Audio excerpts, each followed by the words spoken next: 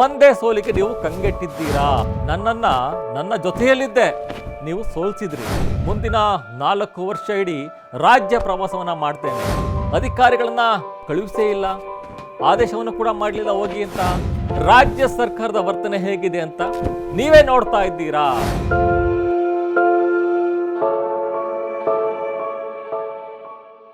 ಲೋಕಸಭಾ ಚುನಾವಣೆ ಮುಕ್ತಾಯ ಆಯಿತು, ಫಲಿತಾಂಶ ಕೂಡ ಬಂತು. NDA ಸರ್ಕಾರ ಈಗ ದೇಶದ ಚುಕ್ಕಾಣಿಯನ್ನು ಹಿಡಿದಿದೆ. ಮೋದಿ ಅವರು ಪ್ರಧಾನಿಯಾಗಿದ್ದಾರೆ. ಹಾಗೆ ಇಲ್ಲಿ ಪ್ರಮುಖವಾದಂತಹ ಅಂಶ ಅಂದರೆ ಚನ್ನಪಟ್ಟಣಕ್ಕೂ ಮಂಡ್ಯಕ್ಕೂ ಇರುವಂತಹ ಸಂಬಂಧ ಏನು ಹಾಗಾದರೆ ಇಲ್ಲಿ ಸಾಕಷ್ಟು ಚರ್ಚೆ ಆಗ್ತಾ ಇದೆ. ಇನ್ನು ಚನ್ನಪಟ್ಟಣದ MLA ಆಗಿರುವಂತಹ ಕುಮಾರಸ್ವಾಮಿ ಅವರು ಮಂಡ್ಯ ಕ್ಷೇತ್ರದಿಂದ ಸ್ಪರ್ಧೆಯನ್ನು ಮಾಡ್ತಾರೆ, ಗೆಲುವನ್ನು ಸಾಧಿಸ್ತಾರೆ. ಸ್ಟಾರ್ ಚಂದ್ರು ವಿರುದ್ಧ ಬಹು ಅಂತರದ ಗೆಲುವನ್ನು ಸಾಧಿಸಿದ್ರು, ಅಲ್ಲಿ ಗೆದ್ದಾಯಿತು. ಅವರ ಗೆಲುವಿನೊಂದಿಗೆ ಚನ್ನಪಟ್ಟಣ ವಿಧಾನಸಭಾ ಕ್ಷೇತ್ರ ಉಪಚುನಾವಣೆಗೆ ಡೇಟ್ ಕೂಡ ಫಿಕ್ಸ್ ಆಗುವ ಹಂತದಲ್ಲಿದೆ. ಯಾಕಂತ ಹೇಳಿದ್ರೆ ಚನ್ನಪಟ್ಟಣ ಶಾಸಕರಾಗಿರುವಂತಹ ಕುಮಾರಸ್ವಾಮಿ ಅವರೇ ಈಗ ಮತ್ತೆ ಒಂದು ಕಡೆ ಈಗಾಗಲೇ ಸೇಡನ್ನು ತೀರಿಸಿಕೊಳ್ಬೇಕು ಅನ್ನೋ ಹಠಕ್ಕೆ ಬಿದ್ದಂತ ಕಾಣ್ತಾ ಇದೆ ಬಂಡೆ ಬ್ರದರ್ಸ್. ಯಾಕಂತ ಹೇಳಿದ್ರೆ ಇಲ್ಲಿ ಬೆಂಗಳೂರು ಗ್ರಾಮಾಂತರದಲ್ಲಿ ಸೋತಂತಹ DK ಸುರೇಶ್ ಏನಿದ್ದಾರೆ ಅವರನ್ನು ಕಣಕ್ಕಿಳಿಸ್ತಾರಾ ಚನ್ನಪಟ್ಟಣದಿಂದ ಅನ್ನೋ ಕುತೂಹಲ ಕೂಡ ಈಗಾಗಲೇ ಮನೆ ಮಾಡಿರುವಂಥದ್ದು. ಚನ್ನಪಟ್ಟಣದಿಂದ DK ಬ್ರದರ್ಸ್ ಸೆಡ್ಡು ಹೊಡಿತಾರ ಹಾಗಾದರೆ ದಳಪತಿಗಳಿಗೆ ಅನ್ನೋ ಒಂದು ಮಾತುಗಳು ರಾಜಕೀಯ ಪಡಸಾಲೆಯಲ್ಲಿ ಕೇಳಿ ಬರ್ತಾ ಇರುವಂಥದ್ದು. ಯಾಕಂತ ಹೇಳಿದ್ರೆ JDS ಮತ್ತು BJP ಪಕ್ಷಗಳು NDA ಮೈತ್ರಿಕೂಟದ ಒಂದು ಭಾಗವಾಗಿರುವಂತಹ ಕಾರಣ ಚನ್ನಪಟ್ಟಣ ವಿಧಾನಸಭಾ ಕ್ಷೇತ್ರ ಉಪಚುನಾವಣೆಯಲ್ಲಿ ಅಭ್ಯರ್ಥಿ ಆಯ್ಕೆ ದೆಹಲಿಯಲ್ಲಿಯೇ ತೀರ್ಮಾನ ಆಗುತ್ತೆ ಅಂತ ಈಗಾಗಲೇ JDSನ ಯುವ ಘಟಕದ ರಾಜ್ಯಾಧ್ಯಕ್ಷ ನಿಖಿಲ್ ಕುಮಾರಸ್ವಾಮಿ ಅವರು ಹೇಳಿಕೆಯನ್ನು ಕೊಟ್ಟಿದ್ದಾರೆ. ಈಗಾಗಲೇ CP ಯೋಗೇಶ್ವರ್ ಅವರು ಸ್ಪರ್ಧೆಯನ್ನು ಮಾಡ್ತಾರೆ ಅನ್ನೋ ಒಂದು ಮಾತುಗಳು ಒಂದು ಕಡೆ ಕೇಳಿ ಬರ್ತಾ ಇದ್ರೆ, ಇನ್ನೊಂದು ಕಡೆ ನಿಖಿಲ್ ಕುಮಾರಸ್ವಾಮಿ ಅವರ ಸ್ಪರ್ಧೆಯನ್ನು ಮಾಡಲಿ ಅನ್ನೋ ಒಂದು ಮಾತುಗಳು ಕೂಡ ಕೇಳಿ ಬರ್ತಾ ಇದೆ. ಆದರೆ ಇದಕ್ಕೆ ನಿಖಿಲ್ ಕುಮಾರಸ್ವಾಮಿ ಅವರು ಕೂಡ ಒಂದು ಉತ್ತರವನ್ನು ಕೊಟ್ಟಿದ್ದಾರೆ. ಈಗಾಗಲೇ ಸಾಕಷ್ಟು ಚರ್ಚೆಗೆ ಗ್ರಾಸವಾಗಿರುವಂಥದ್ದು ಪ್ರಮುಖವಾಗಿ ನಿಖಿಲ್ ಕುಮಾರಸ್ವಾಮಿ ಅವರು ಕೂಡ ಮಂಡ್ಯ ಲೋಕಸಭಾ ಕ್ಷೇತ್ರದಿಂದ ಸ್ಪರ್ಧೆಯನ್ನು ಮಾಡಿ ಸೋತಂಥವರು.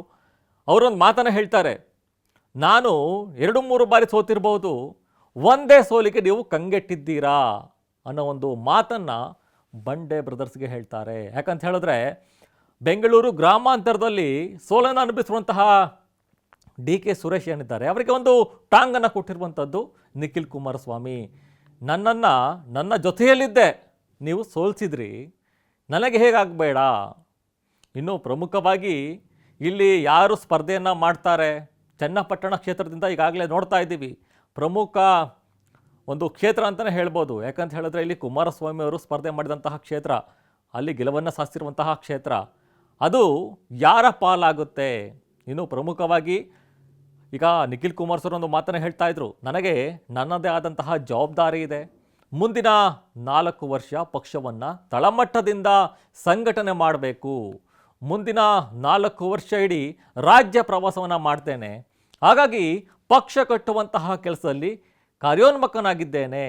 ಒಂದು ವೇಳೆ ರಾಷ್ಟ್ರೀಯ ನಾಯಕರು ಸೂಚನೆ ಕೊಟ್ಟರೆ ಈ ಕುರಿತು ಚರ್ಚೆಯನ್ನು ಮಾಡ್ತೇನೆ ಅನ್ನೋ ಒಂದು ಮಾತನ್ನು ಕೂಡ ಹೇಳಿರುವಂಥದ್ದು. ಇನ್ನು ಪ್ರಮುಖವಾಗಿ ಮಂಡ್ಯದಲ್ಲಿ ಕುಮಾರಸ್ವಾಮಿ ಯಾವಾಗ ಕೇಂದ್ರದಲ್ಲಿ ಮಂತ್ರಿ ಆಗ್ತಾರೆ ಜನತಾ ದರ್ಶನವನ್ನು ಹಮ್ಮಿಕೊಳ್ತಾರೆ.